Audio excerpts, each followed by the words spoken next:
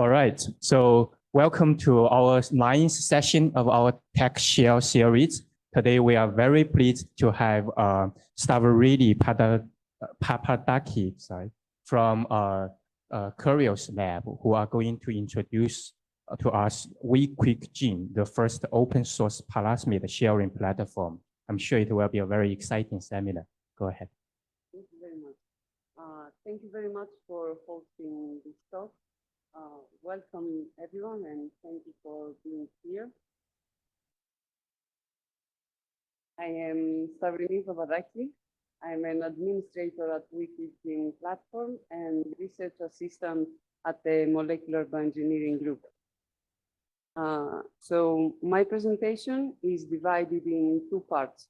During the first part, we will discuss some challenges that researchers are facing on their effort to report in a detailed and informative way newly developed plasmids and cloning protocols, and how straightforward or not it can be to reproduce them by just following the text.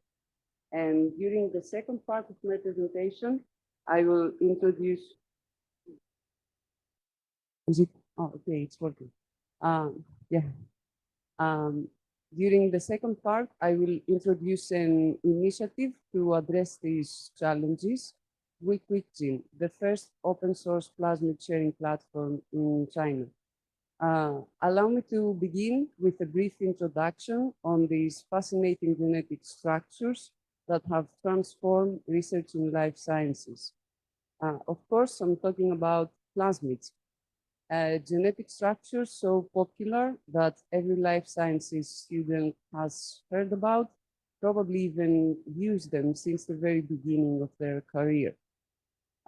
Plasmids are small double-stranded DNA molecules that have the ability to replicate independently from the genomic DNA. They are extrachromosomal and mostly circular. They have proven to be invaluable tools in life sciences, and they are definitely necessary and important tools in the hands of every biologist. Continuing with a brief history, the term plasmid was first introduced back in 1952 by Joshua Lederberg.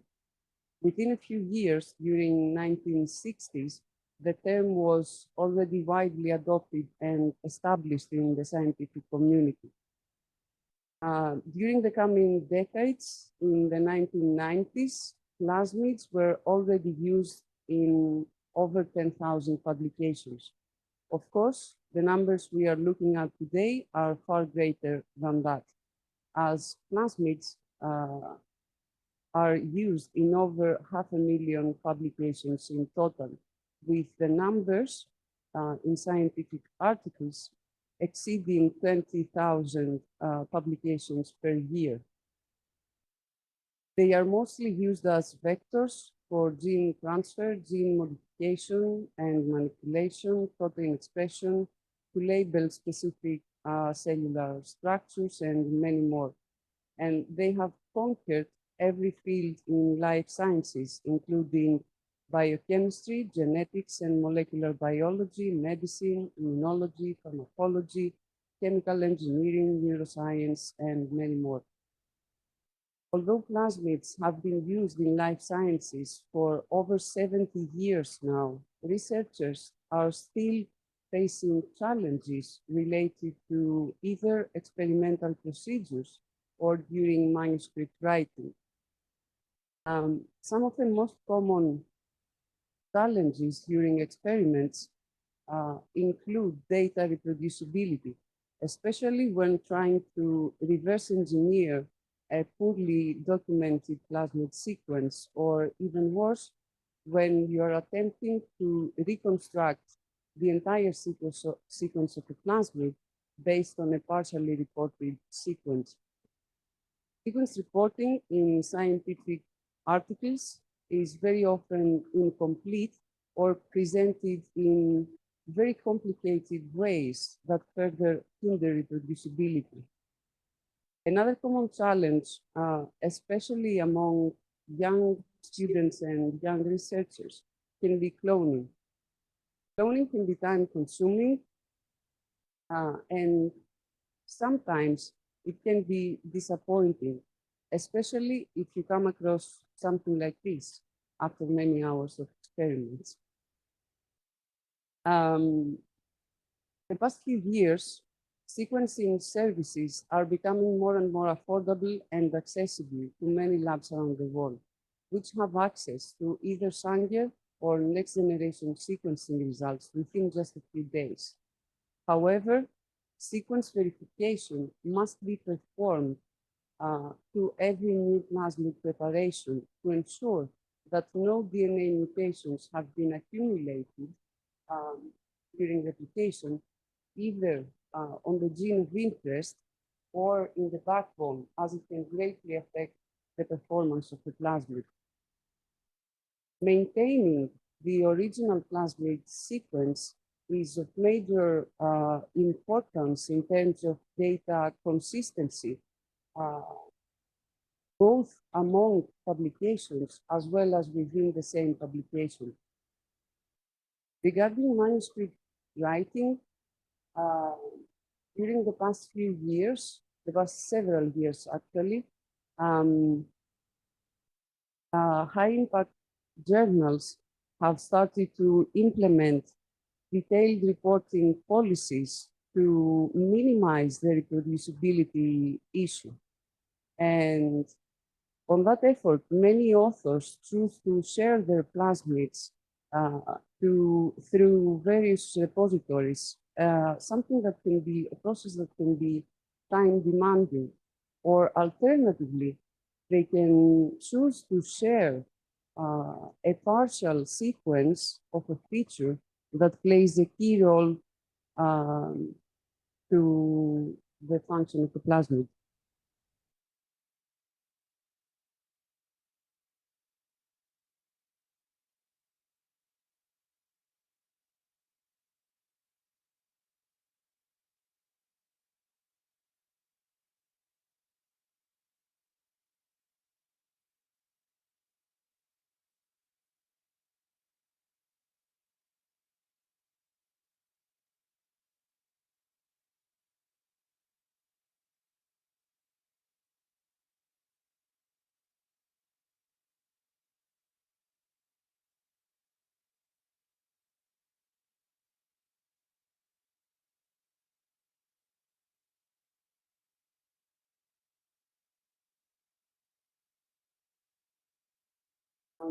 So, as I was saying, many authors choose to share the plasmid in various repositories, or alternatively share or deposit a partial reporting sequence that describes the specific feature which plays a key role to the plasmid function through databases like invaluable.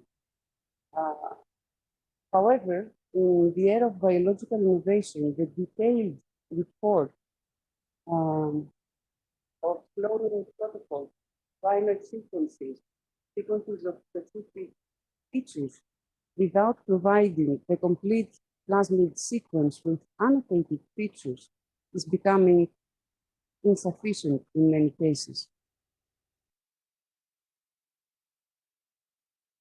The scientific community has been discussing these challenges for over 14 years now, trying to find solutions and create universal reporting directions and strategies. And to facilitate this discussion, I will use some opinions and views directly derived from the scientific community.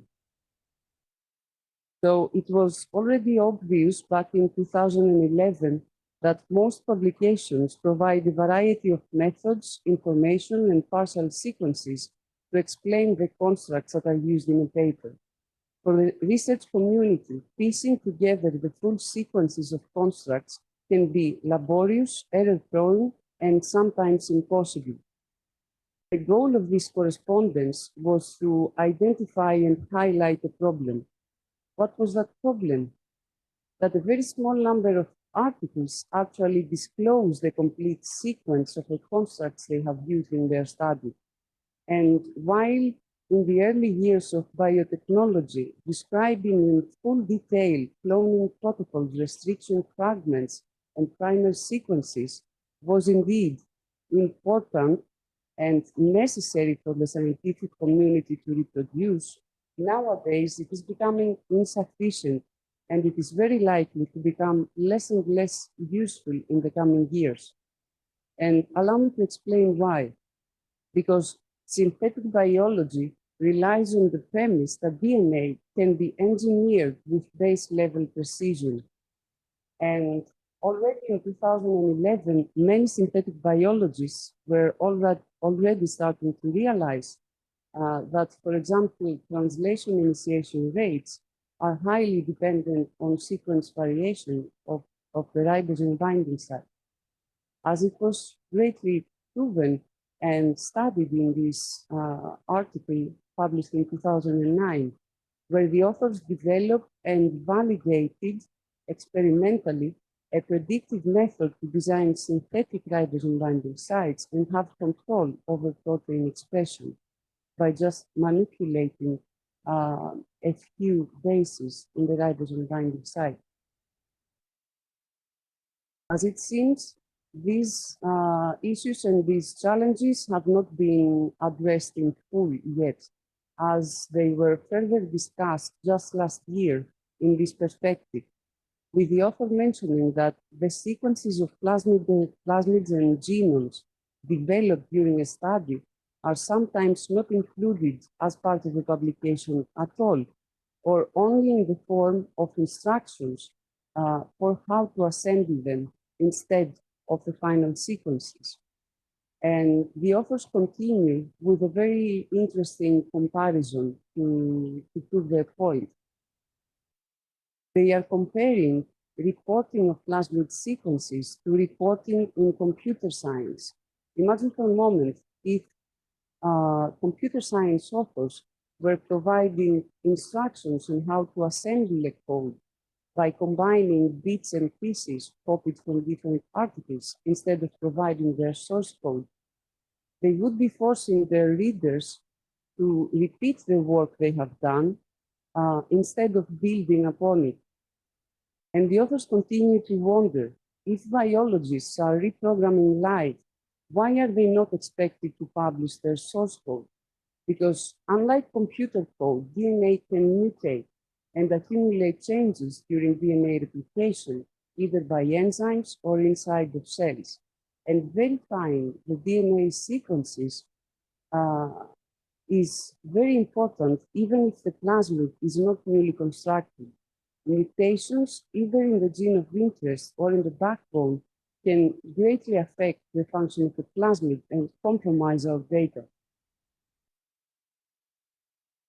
Now, among the many solutions to these challenges, one of them that I find most fitting and easy, to be honest, is open science. In a recent worldview titled Voices of the New Generation, Open Science is Good for Science and for You, the author comes to a realization, that at its core, I have come to believe that open science isn't any one action or practice, but more of a philosophy. It reflects an openness to trying new ways to communicate with our fellow scientists and make research accessible, providing our tools, our plasmid sequences, our protocols in a way that are accessible by every scientist quickly and directly, can only have benefits for everyone.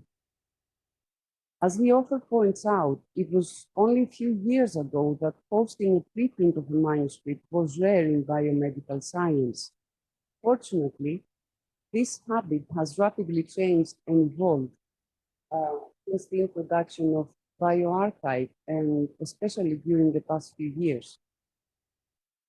It is a fact that preprints empower scientists to get their work out quickly and share new findings without delay, while at the same time providing the author the possibility, the benefit to receive feedback from a much larger community.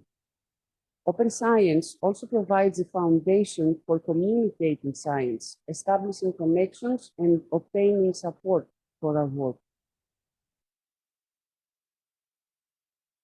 According to the next author's opinion, the challenge that we mentioned where detailed reporting policies have started to be implemented. The author argues that these detailed reporting policies should not be interpreted as an administrative burden, as a prerequisite for the necessity in order to publish, but rather as a means to help authors maximize the impact of their work by allowing other members of the scientific community to build upon it. Sharing meaningful data increases the credibility of our work, thus maximizing our impact. In a time where sequencing services are more affordable, the need for sharing has progressively shifted from the need to share actual biological material to the need to share data describing the material, thus making the annotated sequence of a plasmid a much more valuable asset than the physical access to a poorly documented plasmid.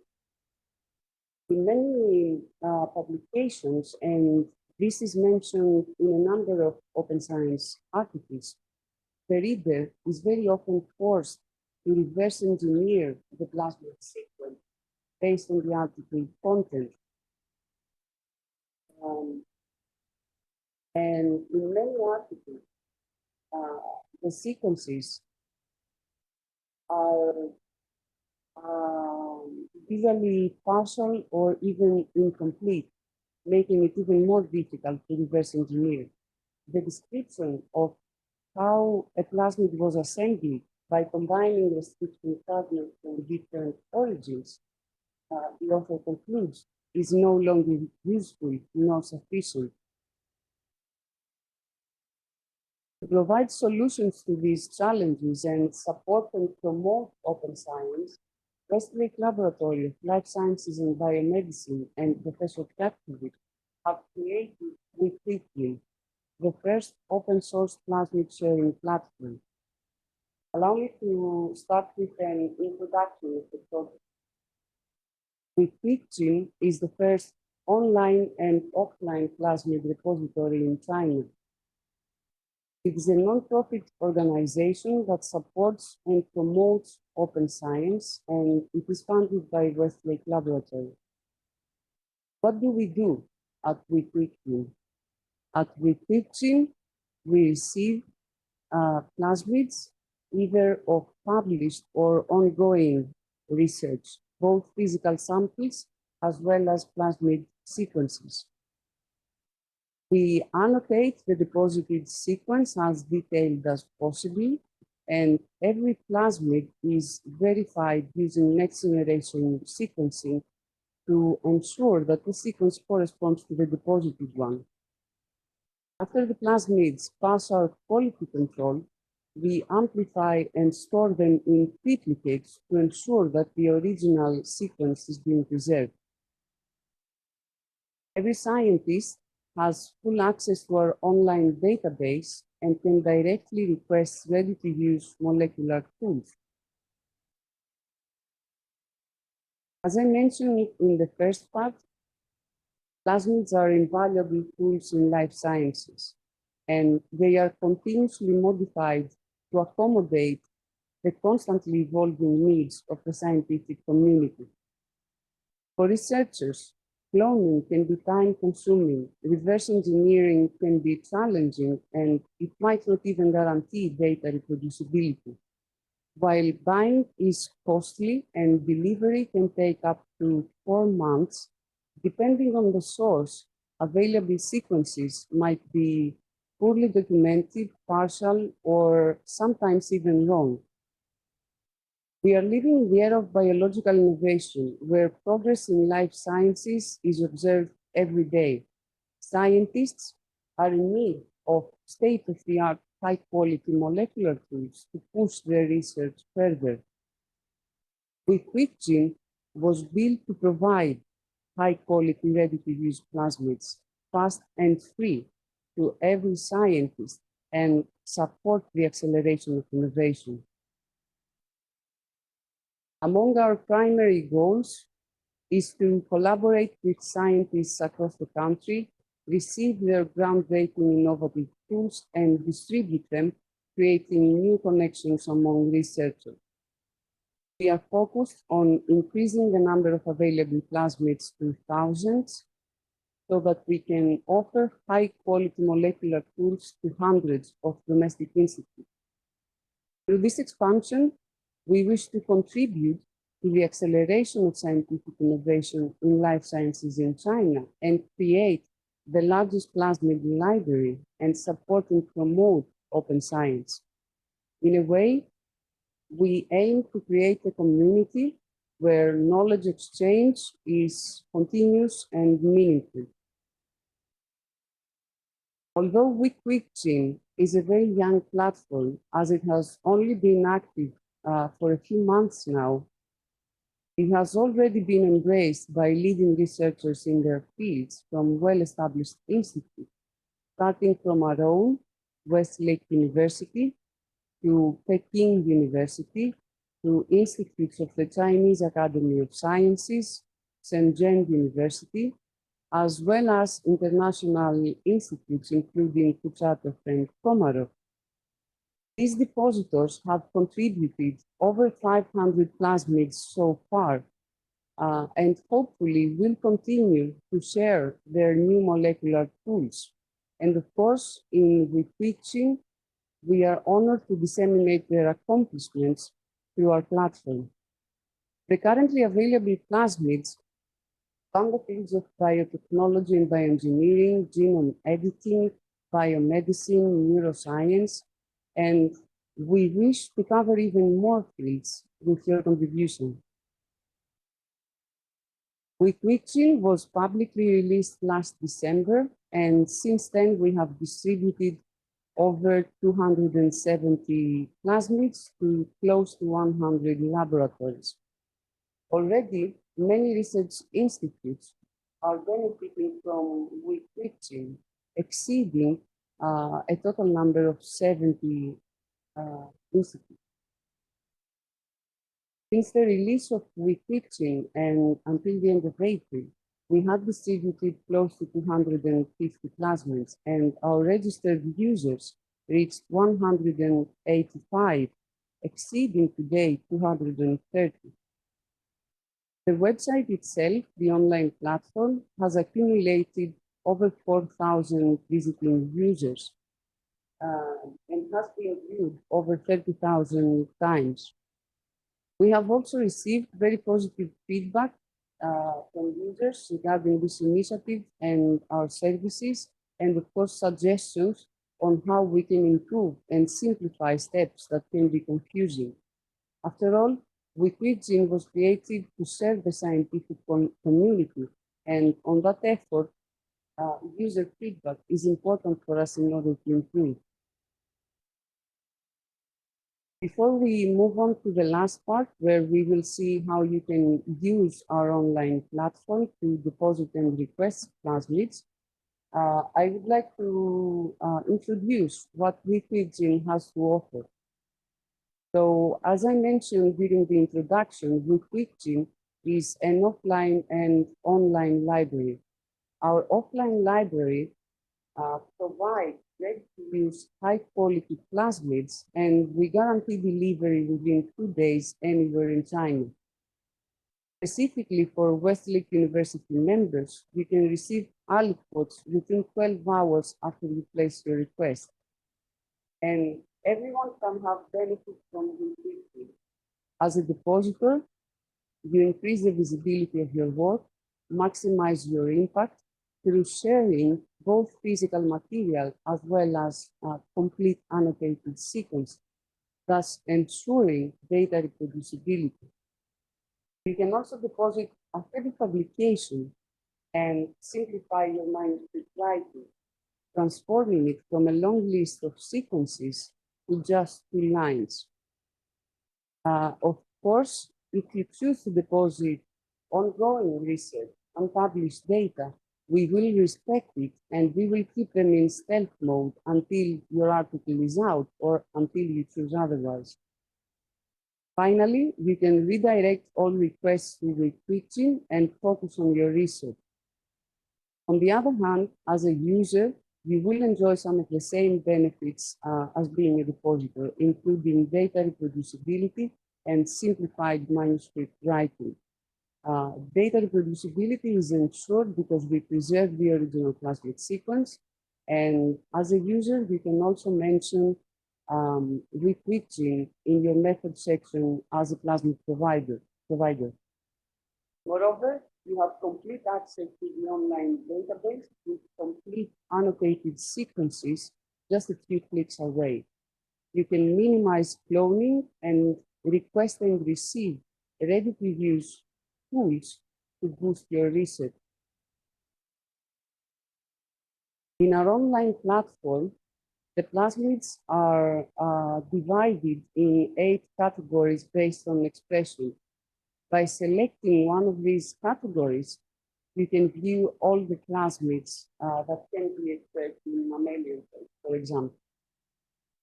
You can apply filters to narrow down your search, and our current filters include plasmid collections, expression, vector, and promoter.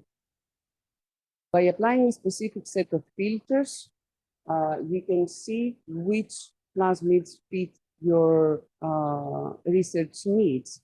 And by clicking on the name of the plasmid, you are redirected to the individual plasmid page where you have access to complete plasmid information. You can directly download the sequence, and if this plasmid feeds your research needs, you can add it to your cart and follow the simple request process. Once your request is complete, you have access to your order history where you can monitor also the status of previous requests. We have implemented 2 separate deposition modes where you can either choose to deposit a single plasmid or to upload your plasmids in batch. Same as in orders, you have complete access to your deposition history, including, of course, the status of your plasmid, where you can monitor in real time if we have received your sample, if your plasmid is under quality control, if we have confirmed your sequences, if the sequence confirmation failed, etc. At any given time, you have full control over your plasmids, and you can withdraw any plasmid from circulation by simply contacting us. We offer our support and assistance in every step of the process to help users overcome any possible issues that they might be facing. Now, let's move on to the last part of this presentation, where we will see how you can use WeKwikGene platform to deposit and request plasmids. This is the website for any of you that would like to follow along. It's wekwikgene.wllsp.edu.cn. I will present 3 basic pipelines, and you can follow along during request because I find it more easy for first-time users. So the 3 pipelines that we will discuss, that we will describe, is the single mode deposition, the batch mode upload, as well as requests. In all 3 of these pipelines, the first and important step is to create an account or login. As I mentioned, WeKwikGene is a scientific website, and we want to make sure that WeKwikGene resources are used by research institutes and their members. So when you create an account, please make sure to use your academic email instead of your personal. Let's start with a single mode deposition.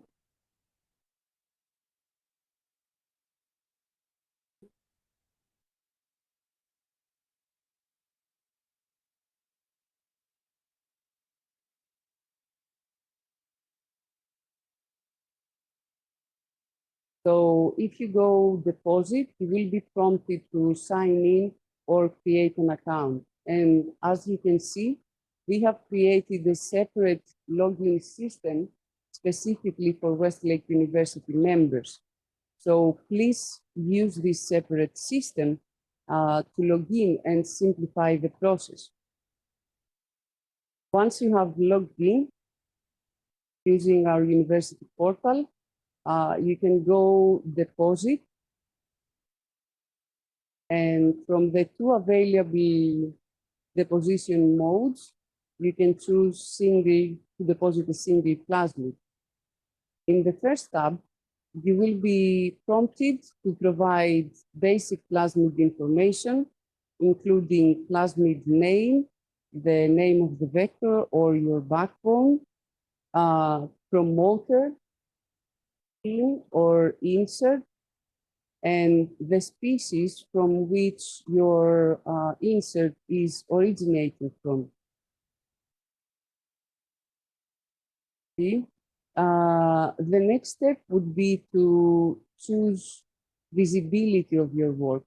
So this is an important step. You have three options here. Let's see it. So in the first option, you can select publish if your plasmids are already used in a publication. This means that once our quality control is completed, your plasmids will be made available for distribution directly. You can choose not published but can be distributed if you haven't published but you still would like to distribute your plasmids.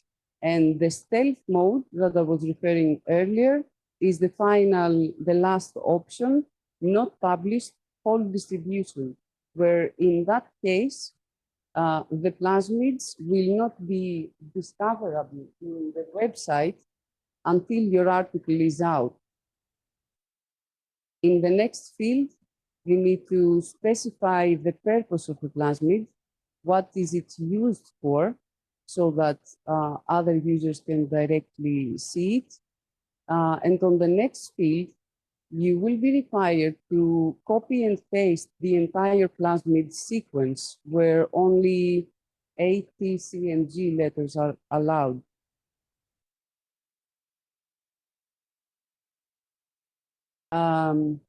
The final field would be to specify if you have used any codon optimization strategy to optimize expression of your gene.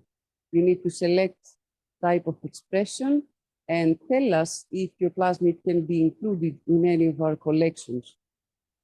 In the next two fields, you drag and drop your sequence file and the plasmid map. And once you click proceed, you are transferred to the next tab where you need to provide plasmid amplification information.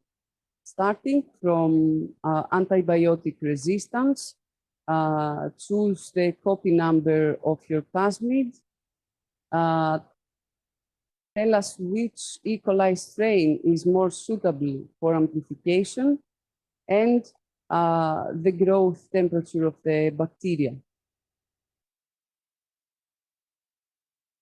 In the next step, on the first option, you need to specify availability.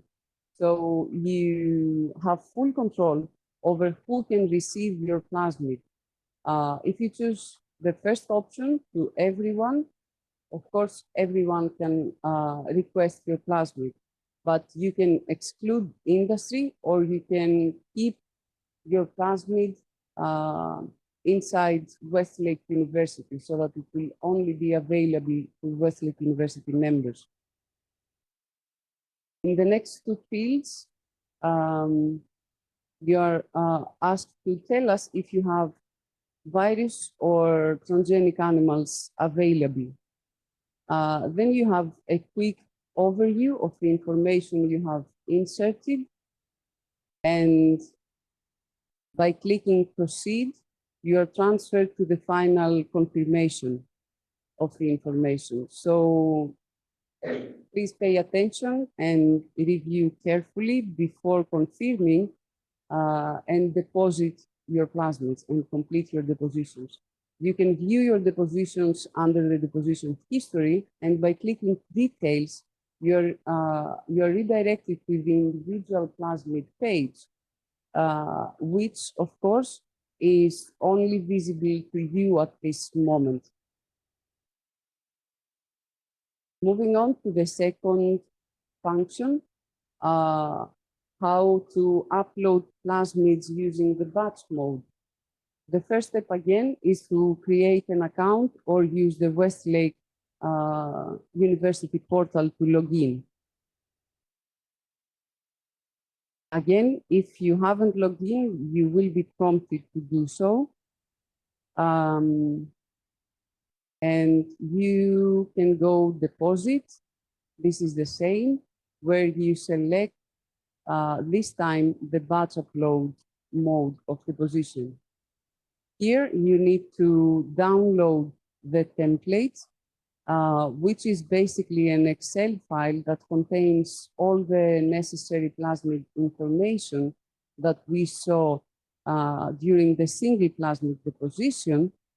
And of course, detailed instructions are included to help you through this process. If at any moment you encounter any issues or difficulties, of course, you can contact us and we will assist you through the process. You need to fill in every field, and the template will look something like this after you have registered all plasmid information according to the instructions.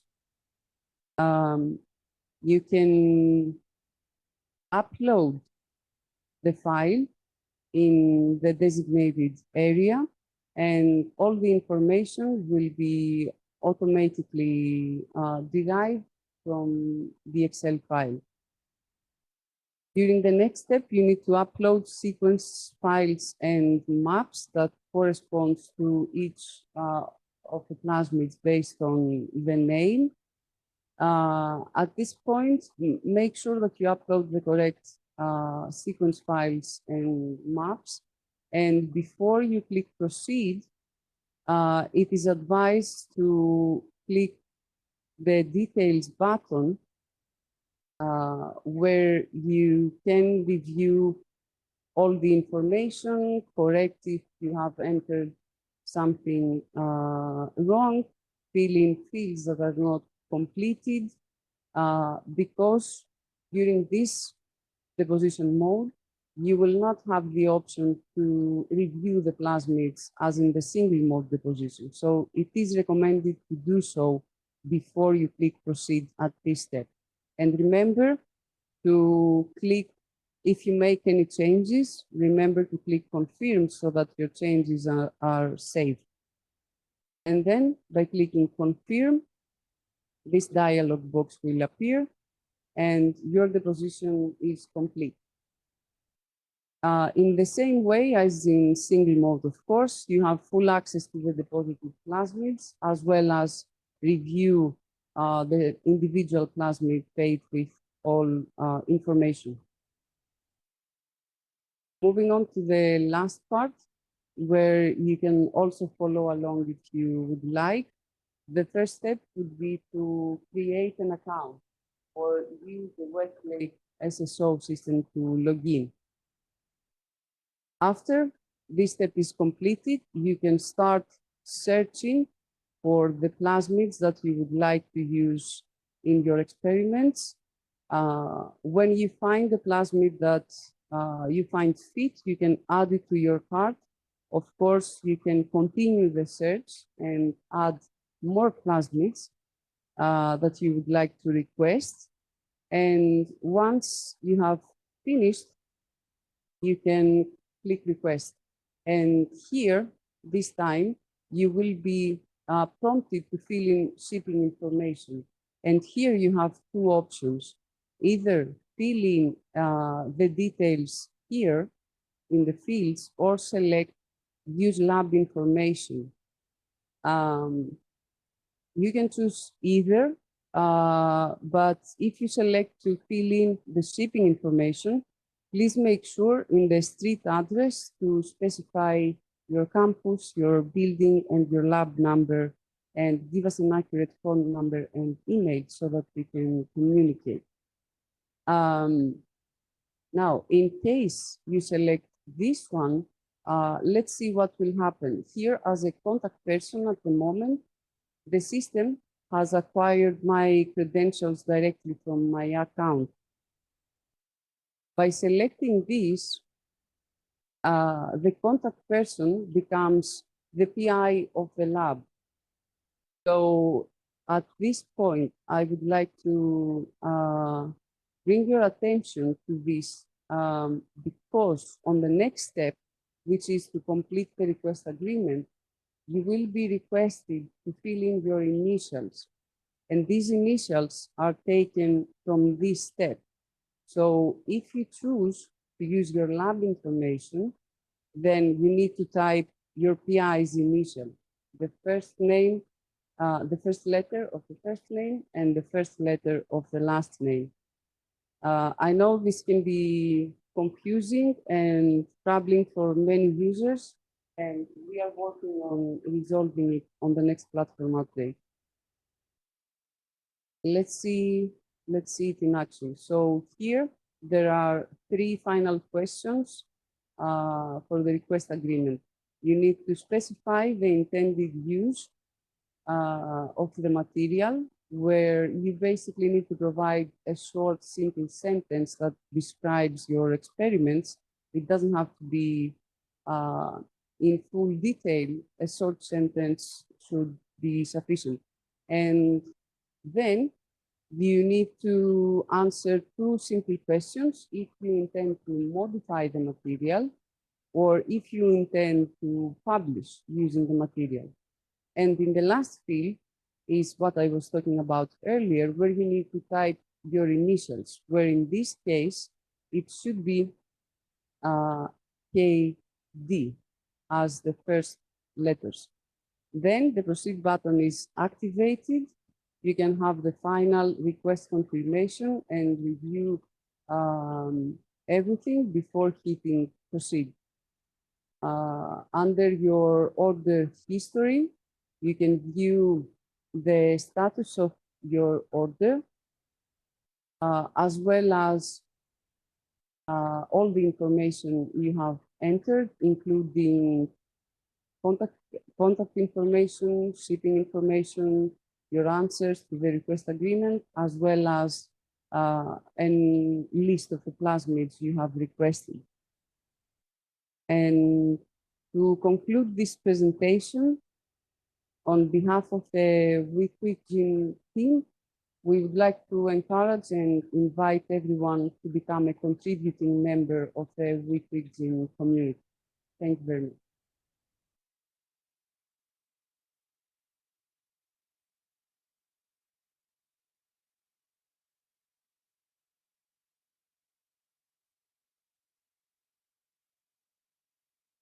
All right, thank you, Stavrini, for a very nice introduction about this wonderful resource.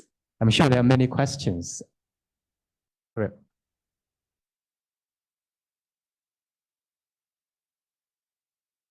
Right, yeah, hi, great talk. If I miss this information, once I request a plasmid, how much plasmid I'm getting? Sorry, yes. Sorry, you're right. I didn't mention it. We usually ship 1 to 2 micrograms, and it is lyophilized, so we ship dried DNA. What's the purity of a plasmid DNA? So it's high quality, it's endonuclease free, it can be directly used for transfection. So you think it's, but you still think it's better to retransform it rather than use it in experiment right away? So this, I would say, depends on the needs of the user who requests it. If they are in need of a few micrograms or a few hundreds of nanograms, then it should suffice for the experiment.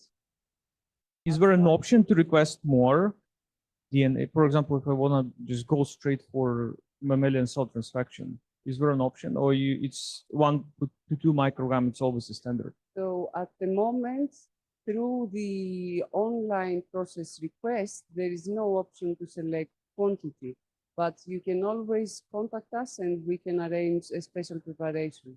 Oh, great. All right. All right. Thank you. Thank you.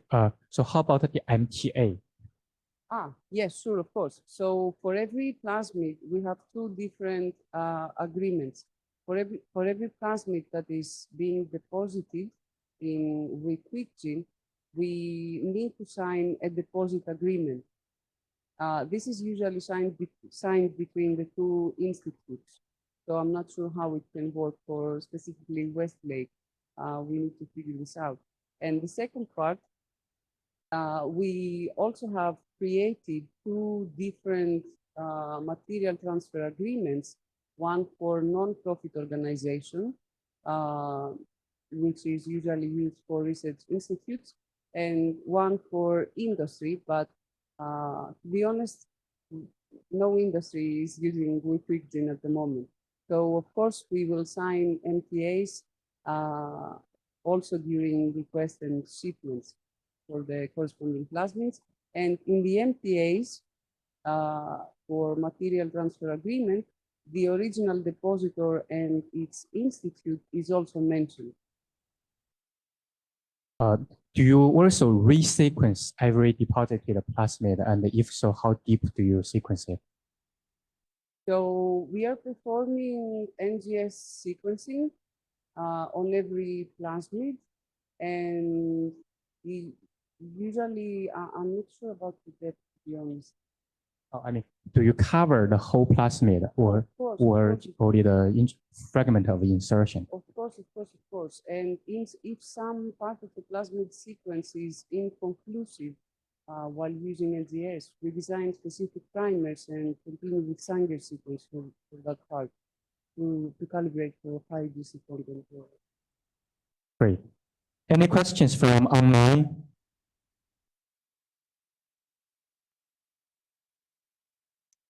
Anyone here? Yes, I have a question. Can you hear me?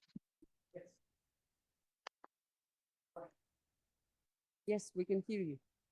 Oh yeah, I'm wondering whether the plasmids on the platform were classified and according to what kind of criteria.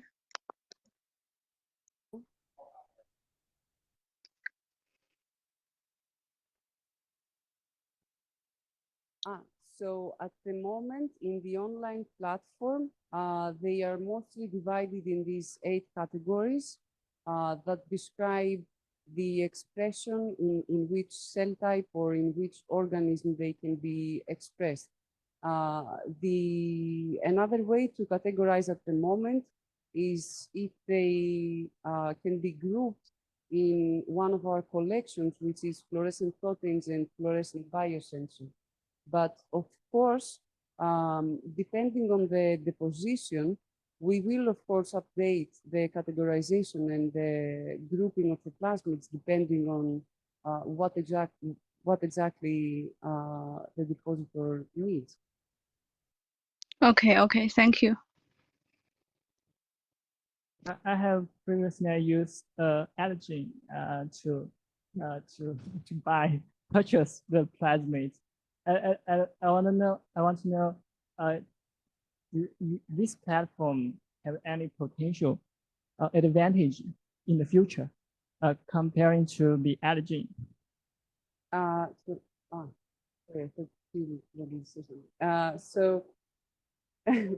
No, it is a great case. So one of the main advantages of WeKwikGene is that it distributes plasmids for free. So, for example, how much did you pay from Adzi? Okay. And Yeah, how it is. long It did is you wait? about. I think I wait about 2 weeks. About 2 weeks. 2 weeks. Yeah, yeah. Oh, or to receive Yeah, the the plasmid. antigen he shipped to my lab. It is about 2 weeks. I think it may be because the storage it is in China, so it's very fast. I present the order, place the order. Anyway, I think the order is I ship in the network. It is the antigen recent order. No. About 3 years ago, 3 years ago. Yeah. Long time ago. Yes. And I think the second question is if the plasmid sometimes for as a user I think I'm not very familiar to the plasmid for sometimes, right? So I wish if it is possible to you can add some introduction about the function of this plasmid and the underlying principle of this function. So maybe this will be very helpful for user. To understand what you mean something like the purpose of the plasmid, but in more detail. Yeah. So For example, if I want to use calcium imaging, I order the calcium sensor, so the GCamp. So if I'm new to this field, I'm not very familiar. So I order this plasmid. You can have some link that there is an introduction to this plasmid. So okay. I think this will be very helpful. So in for the every user. individual plasmid page, among the basic plasmid information, like the promoter, the vector, the gene of interest, etc., it is also included the original publication with a link. Yeah, So you yeah. can directly read the original article, if that's what you mean. I'm not sure. Yeah, if you have I think if there is a general introduction, it will be very convenient. Otherwise, we'll have to go to the original paper. It is a very long Okay. paper. Okay. So Yeah. what you're suggesting is to include a brief introduction. Yeah, for it is just every a general plasmid. introduction on some in some very general words, not very long and not many data to support the evidence like the original paper. Okay, I understand. Yes.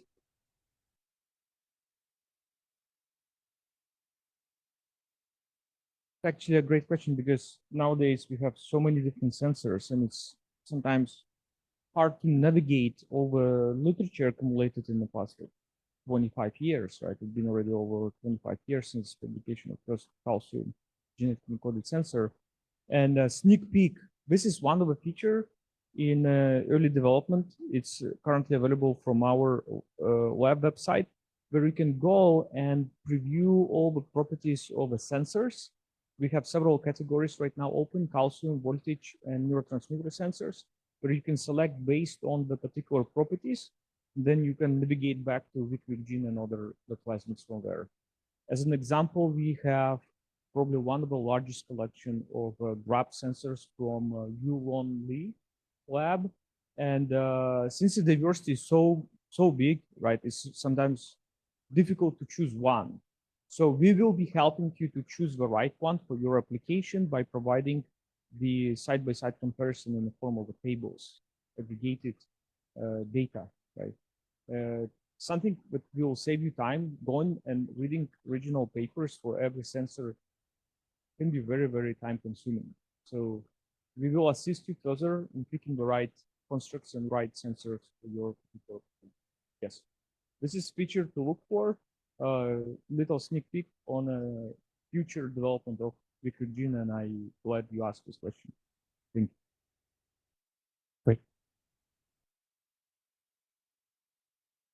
First of all, I think I'm very glad to see a local, like domestic, plasmid depository that open for everyone, like in China, maybe like in the East Asia or everywhere else in the world, because it's huge efforts. And then the other thing that not my concern is more like the agent actually comes as a model for the science community for sharing, like more like an open science model. So if as an initiative here with the Plasmid platform in West Lake, how you guys like see the challenges in China trying to push for kind of like open science mode? Because if nobody like, if only the people who deposit, no, if the people who deposit willingly to this platform only locally or a few labs, eventually it's hard to maintain a full cycle. So it's better like say, got more people involved, especially who are doing excellent work.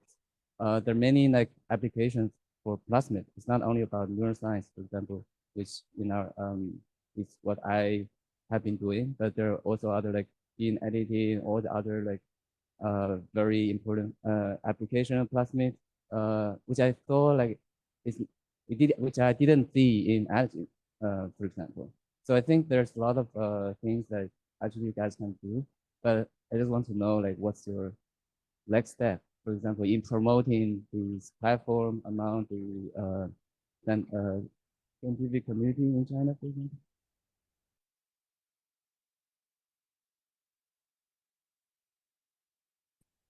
Oh, so I'm Jia Hao from Police Lab. Yeah, I just recently come to West Lake 2 months ago. Research assistant professor. Yes, sure. Thank you very much for this question. As I mentioned during the presentation, one of our primary goals is to gain the trust from domestic researchers. But of course, we are welcoming depositions from international institutes also, as it will also facilitate to disseminate their work within China, as it will make much easier and faster to distribute their plasmids than other resources. So we are focused initially domestically, but we are definitely would like to also welcome international researchers to contribute to research. This is one way. This video, this talk will actually be recorded and uploaded to Twitter, to YouTube, Bilibili, etc. Okay, so this is one of the approach that we will promote this platform.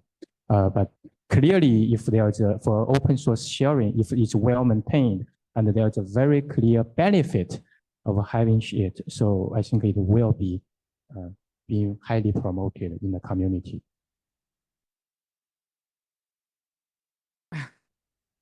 Yeah, so right now we are funded by Westlake Laboratory. It's fully funded project, so that's why we don't charge for plasmids. And we would like to keep it as free as possible to a scientist, but also address you actually brought up a great question.